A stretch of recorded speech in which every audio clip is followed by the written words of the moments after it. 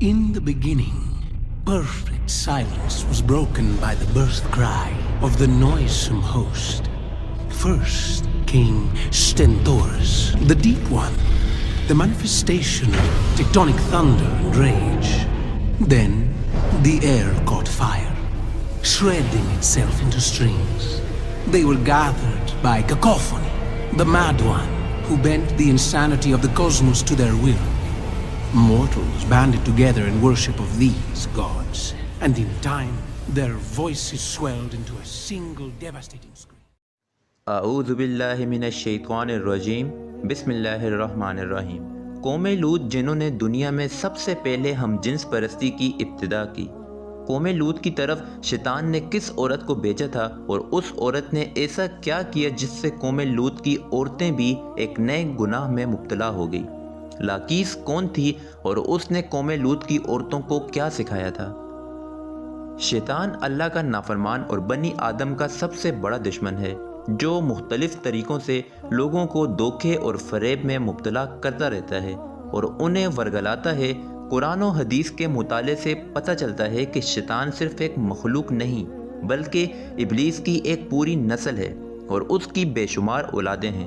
قرآن مجید میں شیطانی ذریت کا ذکر ملتا ہے جو شیطان کے چیلے اور اس کے کام میں اس کی مددگار اور اس کے معاون ہیں۔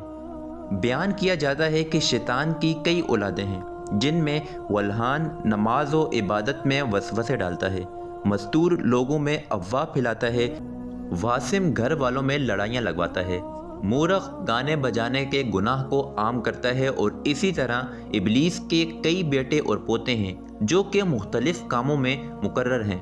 شیطان کی ان اولادوں اور ذریت میں ایک نام لاکیس کا ہے۔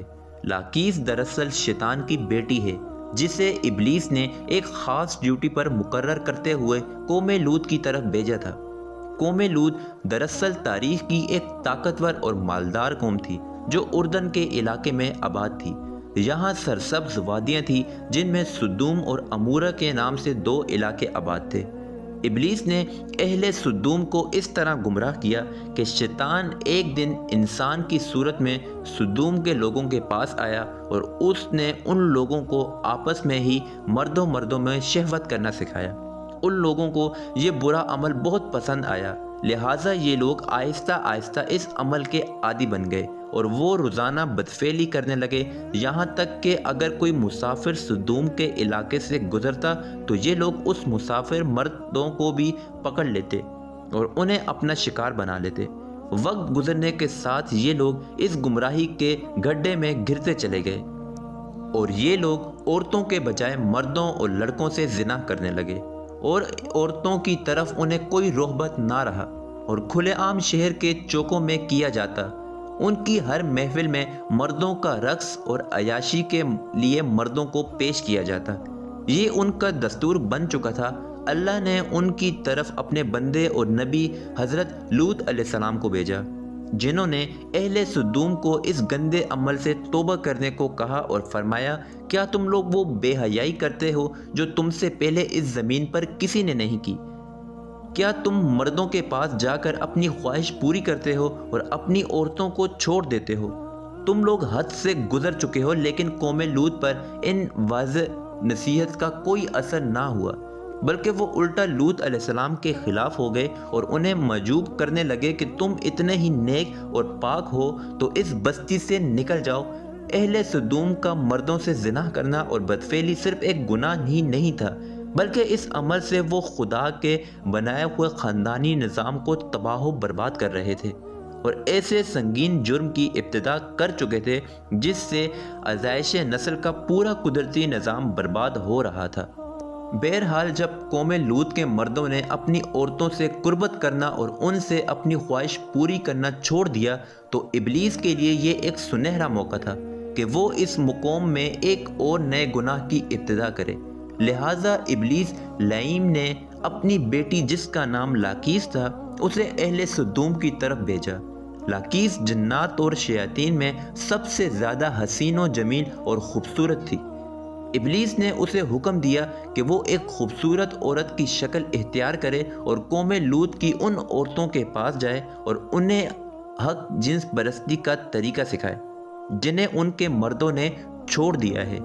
لہٰذا لاکیس ایک خوبصورت عورت کی صورت میں ان عورتوں کے پاس آئی اور ان کے پاس آ کر کہنے لگی، میں تباہ و برباد ہو گئی کہ میرا شوہر مجھے چھوڑ کر ایک نوجوان مرد کے ساتھ بدفعلی کرتا ہے، لہٰذا اب میری جوانی اور میرا حسن سب کچھ برباد ہو گیا اور سب یوں ہی رائے گا چلا جائے گا۔ یہ سن کر کہ قوم لوط کی دوسری عورتیں بھی وویلا کرنے لگی اور اپنے شوہروں کو برا بھلا کہنے لگی۔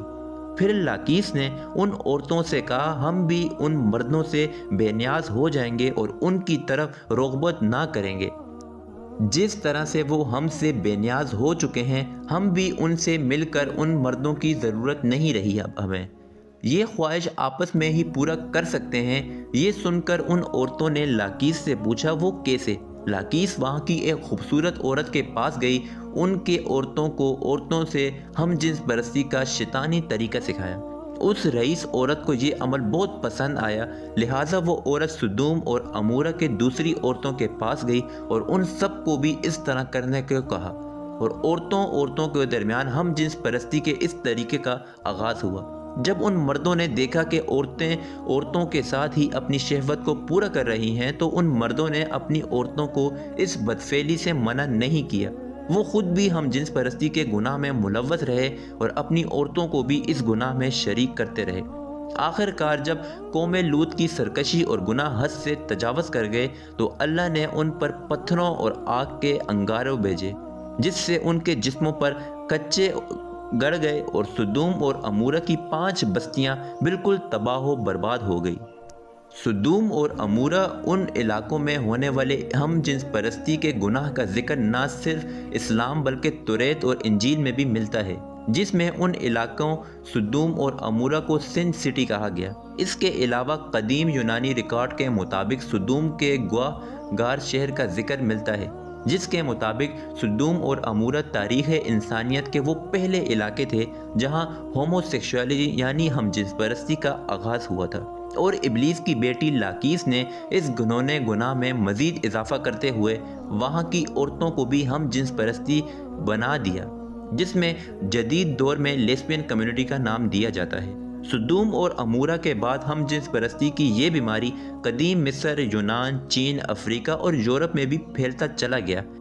دور جدید میں یورپ اور امریکہ نے ہم جنس پرستی کی سب سے زیادہ حمایت کی، جو ترقی یافتہ معاشرے میں بھی بحث کا موضوع بنا اور اس گھنونے جرم کو حقوق انسانی کے شمار کرنے کے مطالبے کیے گئے۔ دراصل اللہ نے ہر جاندار کے نر و مادہ جوڑے بنائے ہیں اور یہ نر و مادہ جوڑے نسل کی بقا کے لیے ہیں۔ ان کا آپس میں جنسی ملاپ قدرت کے قانون کے عین مطابق ہے۔